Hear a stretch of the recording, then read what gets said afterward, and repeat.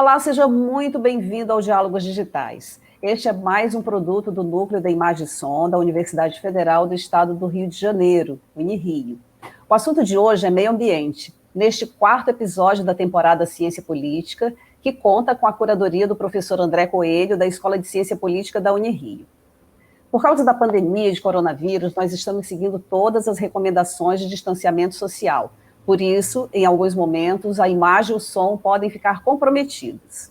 E começamos falando do relatório do IPCC, Painel Intergovernamental de Mudanças Climáticas, que reúne cientistas de 196 países e que faz parte da Organização das Nações Unidas. O relatório aponta que já estamos vivendo as consequências do aquecimento global. As concentrações de gás carbônico em 2019 foram as maiores dos últimos 2.000 anos. E se não forem tomadas medidas urgentes, limitando o aumento da temperatura, a Terra vai entrar em um ponto de não retorno. Para conversar sobre ciência política e meio ambiente, nós convidamos o doutor Paulo de Bessa Antunes, especialista em direito ambiental. Seja muito bem-vindo, professor. Muito obrigado, Norma. Vamos contribuir aí com o debate. Bom dia, boa tarde a todos. Paulo Bessa é coordenador do Programa de Pós-Graduação em Direito da Unirio, presidente da União Brasileira de Advocacia Ambiental. Ele é autor de 15 livros sobre legislação ambiental e integra a Comissão Mundial de Direito Ambiental, que elabora a lista das espécies ameaçadas de extinção. Nós convidamos também o biólogo Marcelo Andrade, formado pela Unirio. Seja muito bem-vindo, Marcelo. Olá, boa tarde a todos. Eu aqui agradeço aí o convite, né, por ser ex-aluno da Unirio e ex-servidor também. Muito grato e a gente está aí para também não só contribuir, mas muito mais para aprender com vocês e todos os convidados aí. Obrigado pelo convite. Marcelo trabalha na Secretaria de Meio Ambiente do município do Rio de Janeiro e é gestor da Unidade de Conservação da Zona Sul Carioca, que inclui os bairros da Urca, Leme, Copacabana e Botafogo. Também está aqui conosco Maureen Santos, cientista política e ecologista. Seja muito bem-vinda, Maureen. Obrigada, eu agradeço o convite e estamos aí. Saúde a todo mundo que está nos assistindo. Maureen coordena o Grupo Nacional de Assessoria da FASE, Federação de Órgãos para Assistência Social e Educacional. Ela também é professora do Instituto de Relações Internacionais da PUC-Rio, onde coordena o Programa Socioambiental do BRICS Policy Center. Bom, vamos começar falando do último relatório do IPCC. E a pergunta vai para todos vocês. Por que a maioria dos governos segue ignorando as ameaças das mudanças climáticas? E o que essa atitude tem a ver com a política? Quem gostaria de começar? Professor Bessa? Pela pergunta e pela oportunidade de iniciar o debate. Eu acho que são várias as respostas. Eu acho que uma primeira resposta é uma dificuldade grande, econômica grande, para promover isso que se chama de transição energética, né? Para que a gente possa ter uma energia de transição aí em direção a essa chamada economia descarbonizada. E, além disso, há muitas pressões, vamos dizer, do chamado business as usual, que não aceita a modificação, não aceita transformar a sua matriz energética, e, na verdade, hoje, quem está modificando essa matriz energética são certos setores de vanguarda e outros setores se ainda mantêm com modelos antigos. No caso do Brasil, por exemplo, a gente tem visto aí recentes normas legais, inclusive incentivando termoelétricas a carvão e subsídio a óleo diesel, que é inteiramente desconforme com o movimento atual que circula aí no mundo inteiro. Então é um pouco isso aí que eu imagino. Agora são casos bem complexos e acho que caberia talvez 1 ou 2 programas só sobre esse ponto. Ok. Marcelo, você queria acrescentar alguma coisa? Além dessa visão do professor, a gente também tem uma certa visão de que o ser humano, no geral, o antropocentrismo, né, toma conta desse pensamento de que a gente, né, o ser humano controla o ambiente. Na verdade, não, nós somos um fator dentro do ambiente. Tem muita gente também que associa meio ambiente a um mundo paralelo, que só vive a fauna, a flora, e os ambientalistas também tem isso, e a gente interage não só na área urbana. As pessoas, quando pensam em meio ambiente, também pensam que é só nas áreas naturais, no interior, mas a gente está... Meio ambiente é tudo, toda essa convivência, toda essa ambiência, tanto nas áreas urbanas como nas áreas naturais. E eu acho que fica meio que uma coisa dissociada para muitos.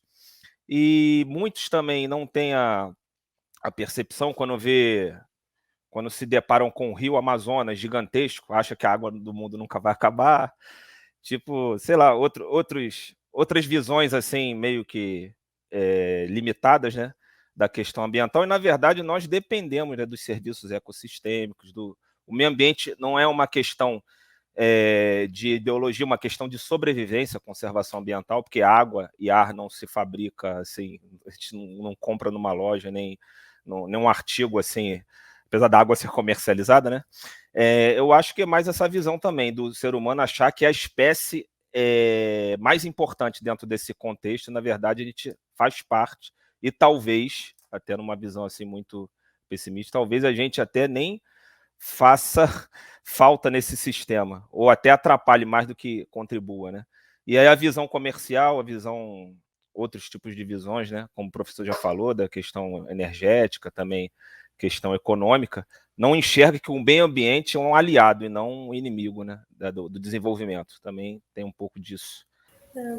Sim, eu acho que esse debate, né, da mudança do clima, por ser um problema tão complexo, né, que envolve um nível de atores, uma quantidade de atores muito diferenciados, é um problema difícil mesmo de você buscar esse consenso, essa concertação.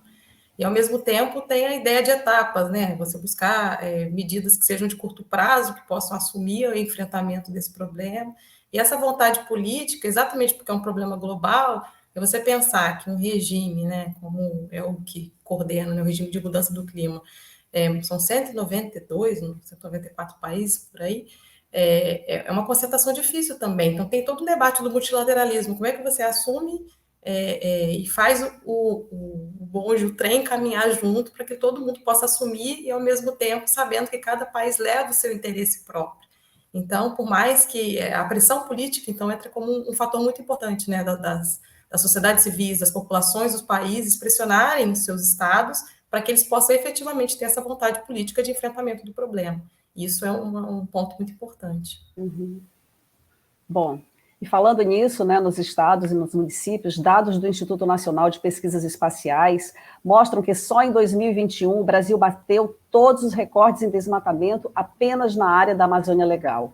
E o IBGE, que é o Instituto Brasileiro de Geografia e Estatística, identificou que 90% dos municípios brasileiros apresentam problemas ambientais. E entre os mais relatados estão as queimadas, o desmatamento e o assoreamento dos rios. E tudo está sendo agravado pelo desmonte das políticas ambientais em vigor.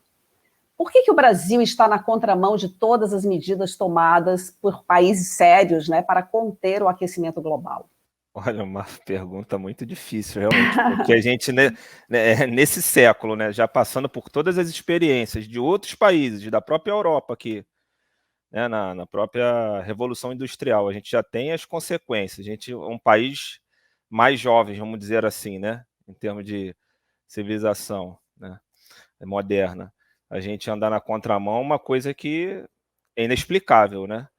Mas eu acho que está ligado muito ao que eu comentei, a questão de associar proteção, conservação ambiental. Esses temas estão muito associados hoje na nossa política com questões ideológicas. Então, essas questões estão hoje está se ligando muito a esse tipo de ação de conservação ambiental, movimento ambientalista, está se associando a questões ideológicas. Na verdade, como eu falei, eu acho que não está ligado à ideologia, sim à sobrevivência nossa, do planeta, né? E aí, todas as ações voltadas para a conservação ambiental, para as questões ambientais, ela acaba sendo criminalizadas, vamos dizer assim, como se fosse uma coisa contrária ao governo, ao desenvolvimento. Eu acho que é mais a questão que eu vejo hoje, muito essa questão ideológica sendo misturada com a questão técnica mesmo, e científica dessa questão da proteção, da conservação ambiental. Um ponto, assim, só não acho que tudo é ideológico, na verdade, né? E todas as decisões são políticas. Então, o técnico ele é político também, porque quando você vai definir para onde vai um recurso financeiro, quando você vai definir para onde vai uma política, ainda que tenha um embasamento de factual e técnico para você tomar decisão, tem uma decisão política que está por trás e ela é carregada de uma estrutura de ideias, de pensamentos que formaram aquelas decisões, né? Então, e aí, esse debate que ele traz é muito essa coisa da criminalização, isso é muito importante, porque o que é o que vem acontecendo, né? Se por um lado você tem um desmonte dessa estrutura de marco legal, isso não somente a nível nacional, mas a gente tem percebido isso também no âmbito estadual e em alguns municípios no Brasil, ao mesmo tempo que você tem um modelo de desenvolvimento que permite que essa situação seja ainda pior, porque você não discute esse modelo. Né? Esse marco legal, ele, na verdade, ele tenta enxugar gelo por um lado e por outro tentar segurar ainda alguma proteção ambiental e conservação do ponto de vista dos danos, mas você não mexe nesse debate mais profundo, né? Em relação a certos tipos de empreendimento, a forma de produzir, a forma que a indústria vai se comportar, e trazendo uma coisa que o professor Paulo falou logo no início, da transição, né? Essa ideia da transição, ela é muito importante para você mexer nesse desenvolvimento. Não adianta ficar com esse desenvolvimento e ter um marco legal para tentar aparar as arestas, né, que esse desenvolvimento vai trazendo. Você tem que pensar efetivamente marcos que vão estar mudando isso para um outro caminho, né? Um caminho que a gente possa ter perspectivas mais positivas de proteção ambiental mesmo e de bem-estar da sociedade. Esse tema é um tema muito longo. Eu acho que o Marcelo fez uma colocação que, do meu ponto de vista, mereceu uma crítica muito delicada e apropriada da Maureen, que é com relação a essas questões técnicas, esse problema todo. O importante, e eu acho que aí a gente precisa, peço até desculpas se me alongar um pouco, mas a gente precisa ter uma visão perspectiva e prospectiva do que a gente está falando. Se nós voltarmos à década de 70, quando foi realizada a primeira grande conferência internacional de meio ambiente, a Conferência de Estocolmo, em 1972, por que eu estou colocando isso? Que é para marcar algumas questões que vão permitir que a gente entenda o que está acontecendo agora e o desenvolvimento que isso teve. Em 1972, essa conferência chamada Conferência das Nações Unidas sobre Meio Ambiente Humano, ela foi uma conferência chamada pela Suécia, na qual compareceu apenas um chefe de Estado que não fosse lá da Suécia, que foi a primeira-ministra Indira Gandhi da Índia. E lá se colocou uma polêmica entre países ricos e países pobres. Se dizia que a proteção do meio ambiente era uma coisa que interessava os países ricos e não interessava os países pobres. O Brasil teve uma posição de destaque nessa conferência, embora ele tivesse a posição de que proteção ambiental era alguma coisa que não fazia sentido, porque a poluição era desenvolvimento. Então, esse foi um contexto. Nós não podemos esquecer que, na década de 70, o Brasil vivia um regime militar e havia uma política de ocupação da Amazônia por via de recursos fiscais, incentivos fiscais, ajuda de imposto de renda. Então, houve uma marcha para o oeste. Ali nós tivemos grandes problemas com indígenas, problemas com populações tradicionais e um início de desmatamento. Muito bem. Mas o fato é que o Brasil, ainda que tenha tido essa posição ruim na Conferência de 72, de lá para cá, o Brasil criou uma Secretaria Especial do Meio Ambiente no ano 1975, se não me engano, ou 73. Com a redemocratização, o Brasil passou a ter um papel de muito protagonismo na área internacional.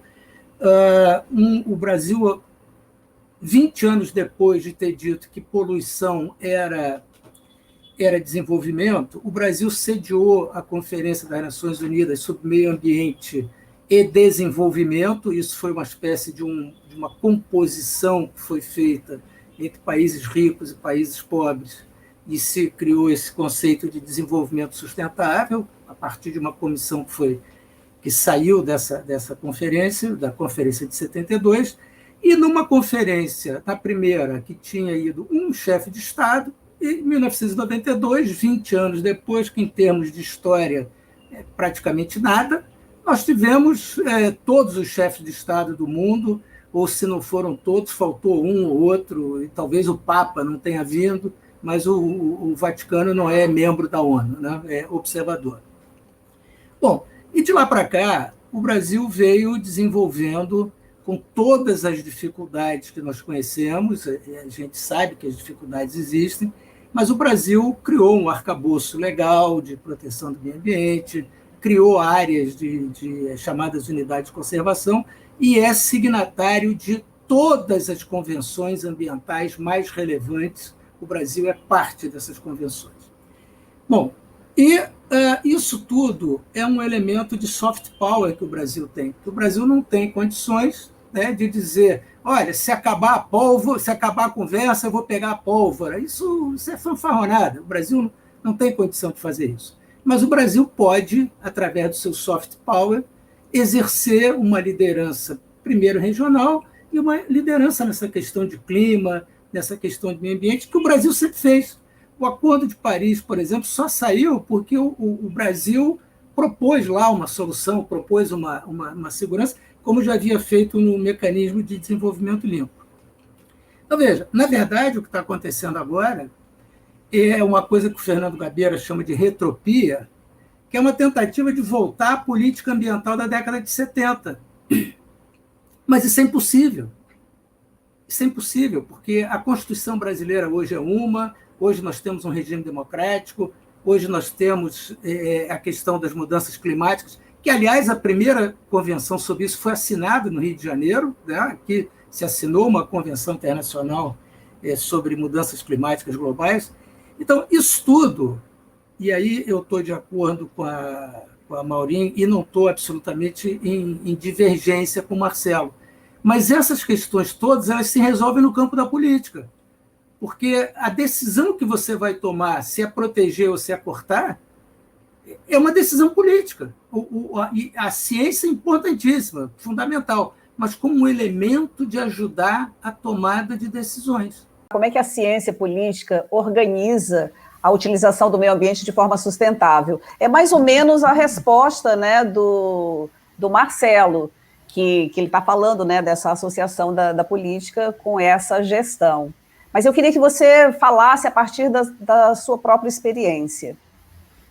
Então, do ponto de vista de disciplina, né, de acadêmica, assim, como é que você traz esse tema para dentro, né? Dentro da ciência política, você tem diversas áreas de concentração e que vão olhar o problema ambiental desde as suas, como o próprio professor trouxe, né? Ele trouxe o regime, como é que um regime é construído, né? E a partir de construído, a partir de uma governança ambiental que é construída no âmbito internacional das Nações Unidas. Então, ali dentro você tem, como ele disse, em 92 foi criada a Convenção de Mudança do Clima.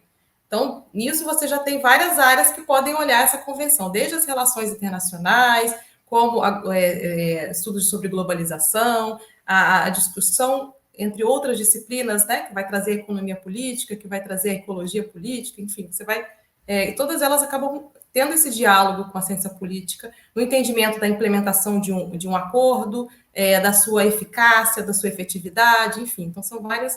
E do ponto de vista prático, como essa ciência também, ela vai estar olhando os atores que são envolvidos nesse processo, quais são esses meios de implementação para que a política possa funcionar, né, de ponta a ponta nessas relações. A diplomacia, né, ela traz também elementos relacionados na ciência política, a como essa concertação ela vai ser feita no processo de tomada de decisões, que já é o ponto final, mas para chegar a esse processo de tomada de decisão, você tem aí esses atores que vão estar contribuindo, seja pela incidência, o lobby, a a pressão política, a partir também de informação e produção de dados, né, como a ciência faz, enfim, ela colabora em tudo, né? E ao mesmo tempo é engraçado, porque às vezes a ciência política você não tem esse olhar, né? Tanto da mídia quanto da população em geral, de como ela é importante para você compreender efetivamente todos esses processos. As mudanças climáticas já estão impactando a vida de milhões de pessoas em todos os lugares do planeta.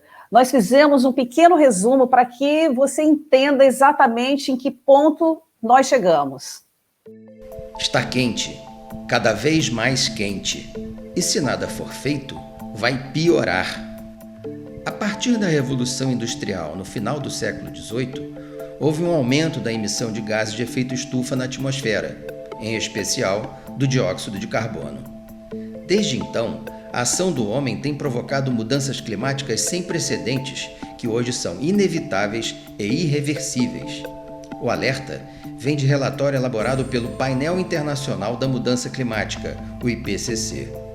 A temperatura média do planeta deve se elevar em 1,5 graus nas próximas 2 décadas, trazendo devastação generalizada. A Terra está doente e já apresenta sintomas.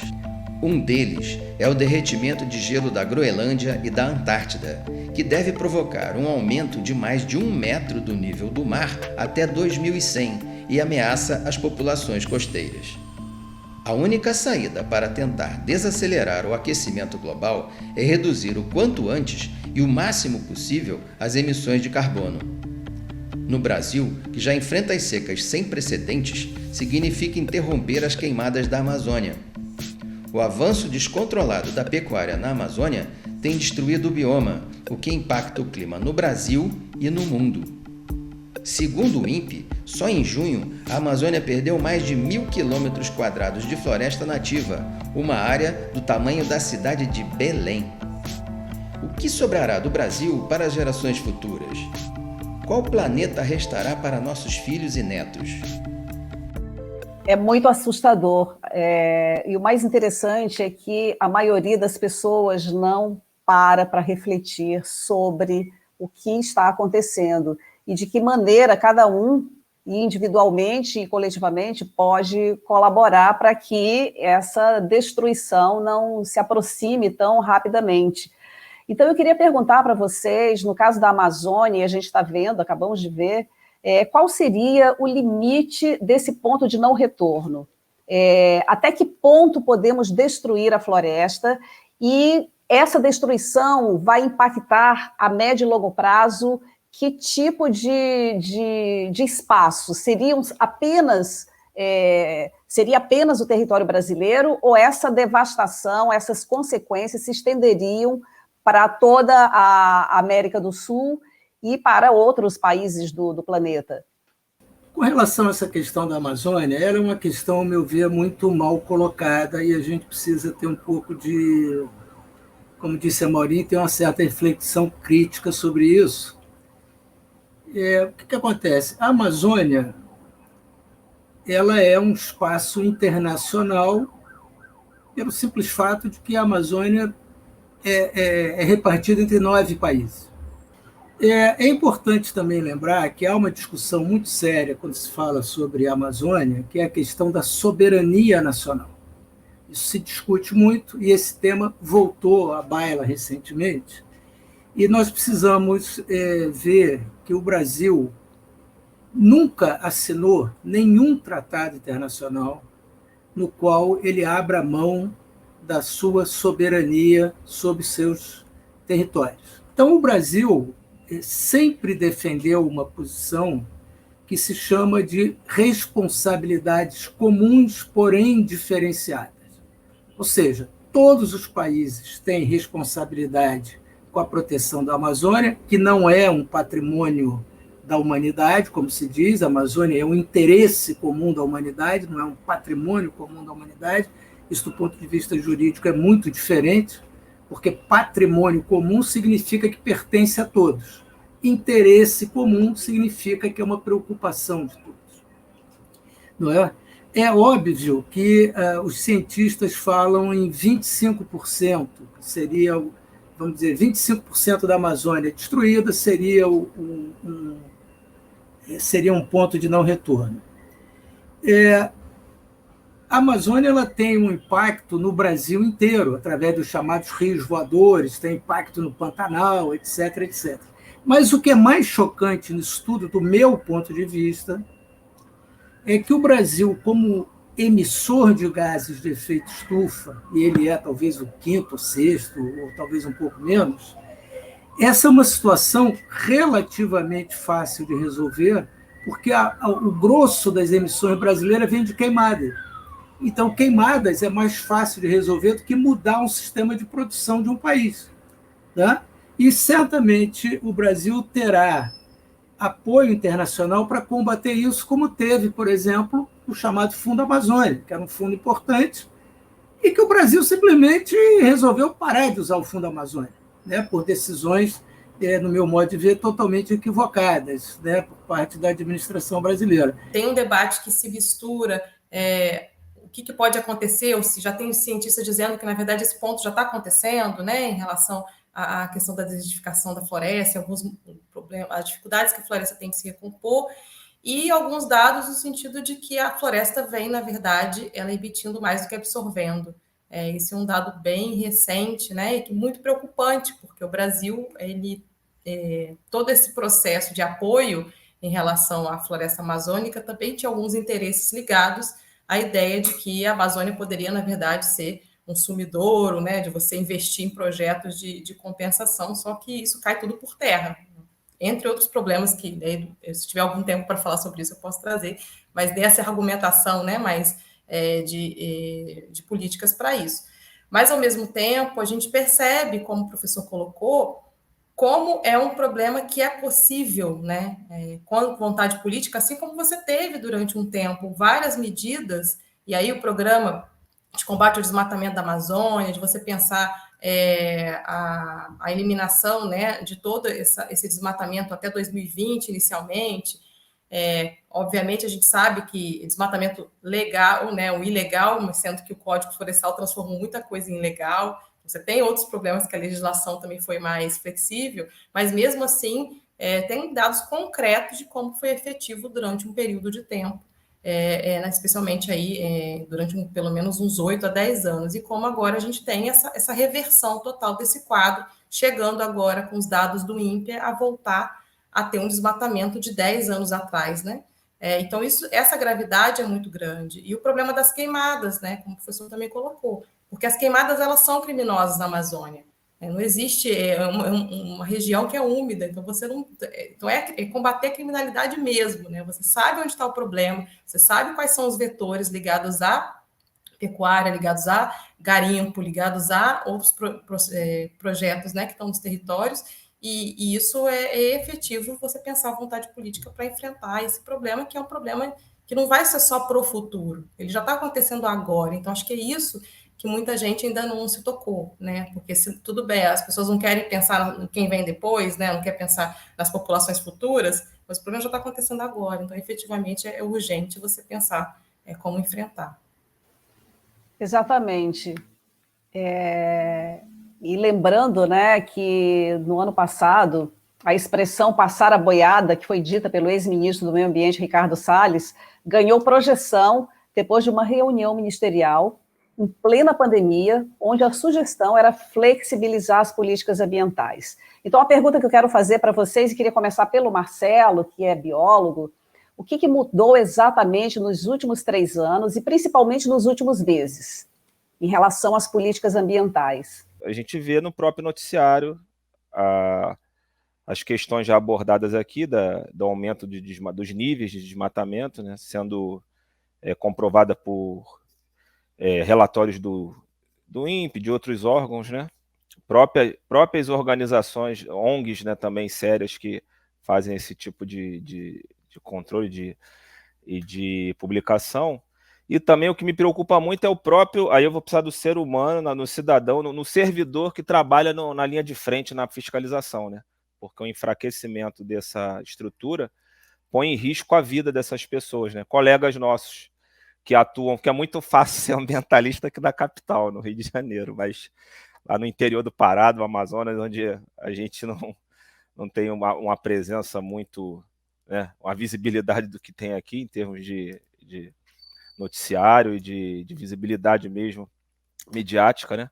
Então, mudou muita coisa, né? E a própria participação social, com decretos que excluem, né, participação social, decretos que excluem conselhos, né?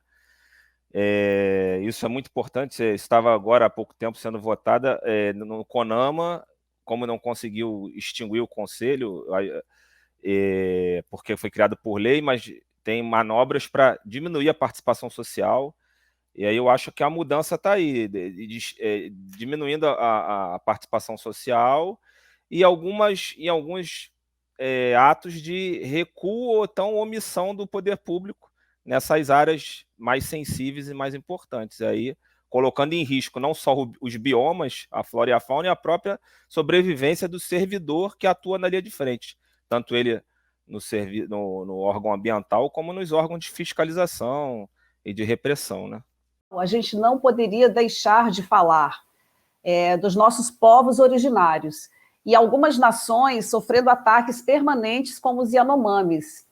Então, eu gostaria de perguntar para vocês, e queria fazer essa pergunta inicialmente para o professor Paulo, por que a presença desses povos é tão fundamental para manter a floresta em pé e qual é o papel da política na preservação da vida desses povos? Em primeiro lugar,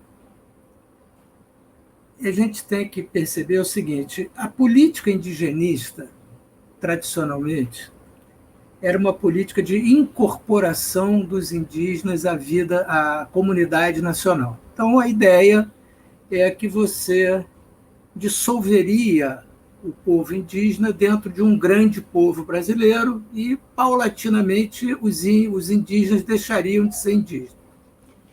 Esse conceito ele foi rejeitado pela Constituição Brasileira de 1988, que reconhece o Estado brasileiro como um Estado multiétnico, e porque ele também já era rejeitado pelos povos indígenas. O segundo ponto é que nós já temos bem claro, bem informado, que as áreas indígenas, apesar das dificuldades, que são muitas, elas são áreas mais protegidas do que outras áreas.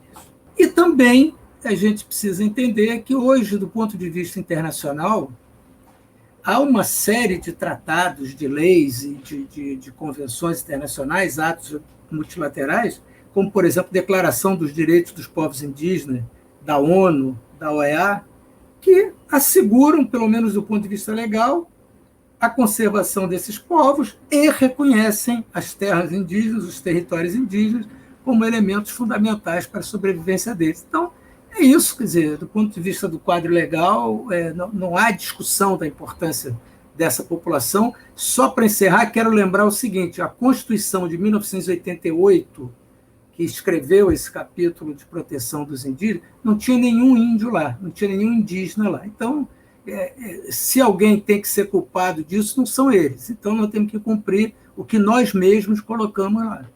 Sim, acho que o papel dos indígenas como atores, né? Atores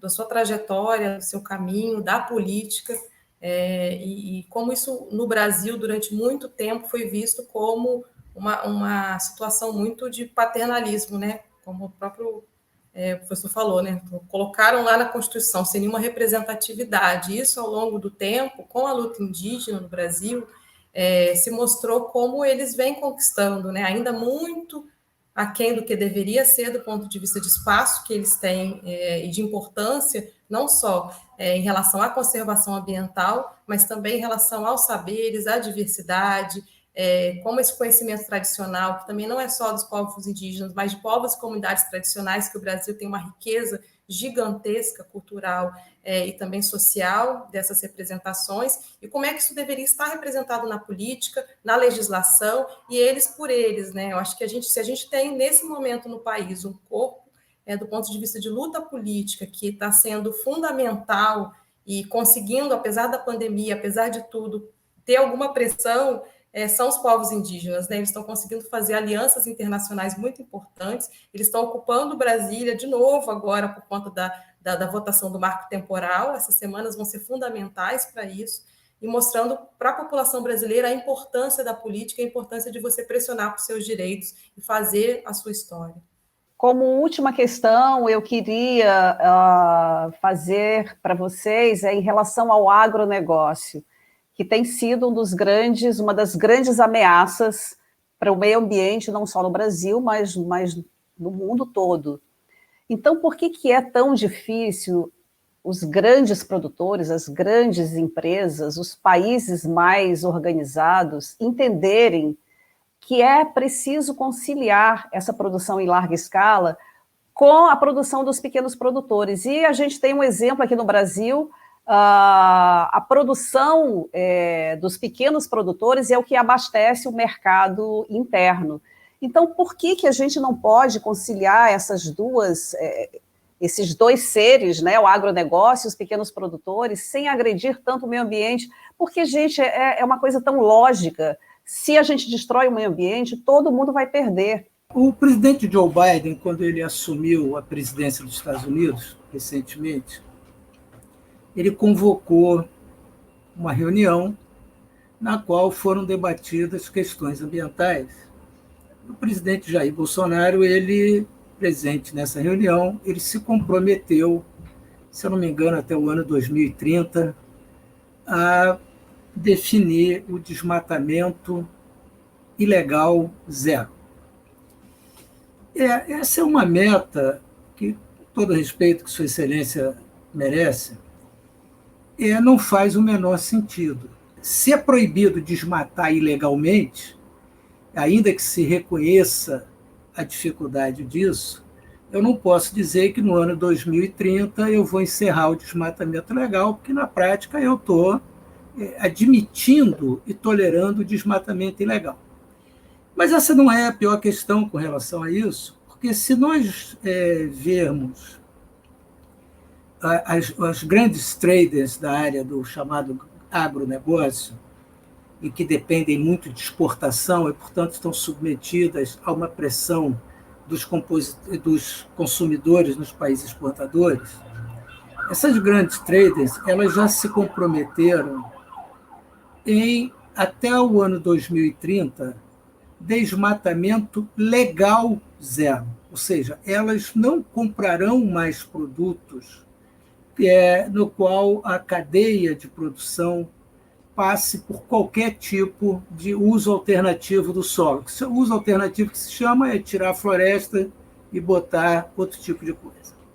Então, veja, nesse ponto, a posição da administração Bolsonaro ela é uma posição que está 2 passos atrás do próprio setor comercial dessa área, né? Por outro lado, esses setores mais modernos também já perceberam que a Amazônia é importante até para gerar água para a agricultura, mesmo fora das regiões da Amazônia, aqueles chamados rios voadores e tal. E essas queimadas que nós tivemos recentemente no Pantanal e na Amazônia, elas tiveram um aspecto curioso, que, por exemplo, Buenos Aires ficou completamente cheio de fumaça. Então, o que mostra que há uma transferência de água, de um monte de coisa aí por cima que a gente não vê. Então, veja, com isso aí a gente volta àquele ponto, que, infelizmente, do meu ponto de vista, nós passamos a pior crise do Sistema Nacional de Meio Ambiente desde que ele foi criado no ano 1981. Foi perguntado aqui antes sobre essa história de desmonte. O INESC, que é um instituto de pesquisa, fez um estudo que, segundo o INESC, a administração Bolsonaro ela alterou 317 normas legais ou infralegais relativas ao meio ambiente. Alterou sempre com uma mesma perspectiva, tornar menos rígida a proteção ambiental. Eu não gosto muito dessa expressão flexibilização, porque, de fato, há algumas leis ambientais que precisam ser melhoradas, precisam ser menos burocratizada, menos complexa, porque a grande burocracia também é muito bom para quem quer dar volta na burocracia, porque cria-se dificuldade, vende-se facilidade. Então, há muita necessidade de modificação e eu sempre me posicionei nesse ponto de vista. Mas a modificação que está sendo feita, ela tem sempre uma mesma linha, que é diminuir a proteção. E aí o que você falou, Norma, dentro da tua pergunta sobre a questão dos pequenos agricultores, eu chamo a atenção que aqui o município do Rio de Janeiro, por exemplo, tem um projeto muito interessante, pouquíssimo falado, que são as hortas urbanas. Patrocinado aqui pela cidade do Rio de Janeiro, é um projeto muito interessante, porque ele barateia o custo da alimentação, ele torna mais próxima a alimentação, e, infelizmente, nós temos poucas políticas públicas nesse sentido, embora, no nosso caso específico, o município do Rio de Janeiro tenha uma boa política de hortas urbanas que vem funcionando aí. Eu até tenho uma aluna que está fazendo uma dissertação de mestrado na Unirio sobre esse tema, por isso que eu tenho alguma noção dele. E é uma coisa bem bacana e tal, que pode ser feita. E chegamos ao final de mais um Diálogos Digitais, e eu gostaria de pedir para a Maureen falar alguma coisa para finalizar aí a participação dela. Eu agradeço o convite novamente e aproveito a oportunidade, né, já conectando aí com essa última questão, de falar que existem, que a gente tem que efetivamente discutir esse modelo, né, esse modelo nosso de produção, distribuição e consumo. Isso parte especificamente no Brasil para um debate sobre esse agronegócio que tem, né, então essa questão que a Norma traz, ela é muito importante, porque da forma como a gente está, isso não vai funcionar nunca para uma transição e para enfrentamento da crise climática. E para dizer que existe já um grande movimento e também formas de produzir a partir da agroecologia, que você tem isso no Brasil e com referência na América Latina, inclusive associado a políticas públicas importantíssimas, como o Programa Nacional de Alimentação Escolar e o Programa de Aquisição de Alimentos, que vem sendo desmontados ao longo desses últimos anos, né, e também por conta da política do teto de gastos. Então, é fundamental a gente reforçar essas políticas públicas e esse questionamento ao parlamento brasileiro, porque não é só o governo Bolsonaro que vem destruindo a legislação, né? Isso está partindo também muito do parlamento e que isso fica impossível, né? Você pensar para o futuro se nesse momento está acabando com o que a gente tinha de construção aí do passado. Então, realmente precisa de ter um basta para que a gente possa ter possibilidade de pensar mudanças aí nesse nosso modelo de desenvolvimento e de enfrentamento dessa mudança do clima e desses desafios que a gente tem pela frente. Muito obrigada. Marcelo, as suas considerações finais. Boa tarde a todos, agradecendo ao convite e o privilégio de participar, né, com o professor Paulo Bessa, com a professora Maureen, aprendendo aqui muito, além de a gente bater um papo aqui aprendendo. Muito feliz em ter sido convidado como ex-aluno da instituição, ex-servidor. E o projeto que o professor estava falando é o Hortas Cariocas, né, professor? Temos uma horta, como eu sou lá da Secretaria de Meio Ambiente, da Prefeitura, é um projeto da Secretaria. Tem uma horta muito bacana, que eu conheci pessoalmente lá em Manguinhos, ali por trás da Avenida Leopoldo Bulhões, que abastece as escolas locais, barateia os alimentos. Realmente teria que ser expandida essa política. E assumir essa questão da agroecologia em muitos ambientes, que é propício com maior produção, menor destruição desses ambientes.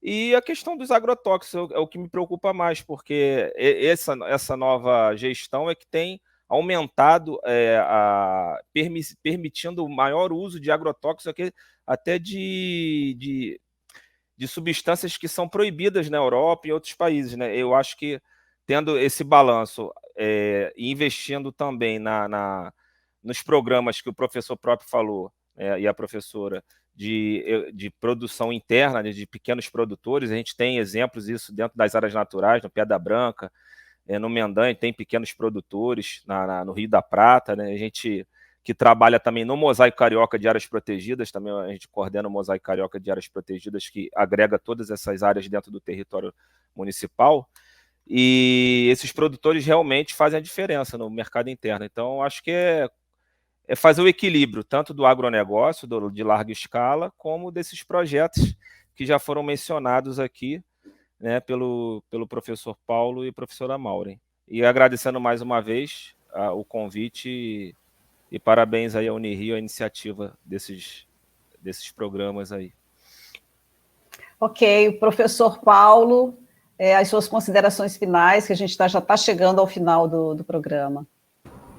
Bem, eu serei breve. Eu agradeço aí a ter podido participar desse debate, um debate bem interessante, temas relevantes, muito amplo, e deixo até uma sugestão aí que a gente possa, no futuro não muito distante, ter outros sobre esses temas, porque em 1972 ninguém falava em meio ambiente. Hoje, 50 anos após, é o tema principal.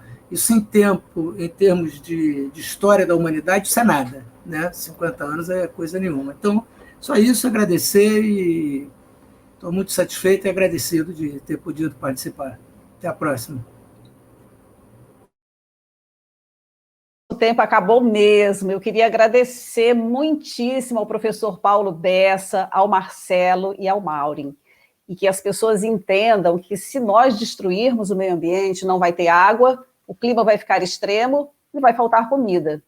Obrigada a você que nos acompanhou até aqui e até o nosso próximo episódio.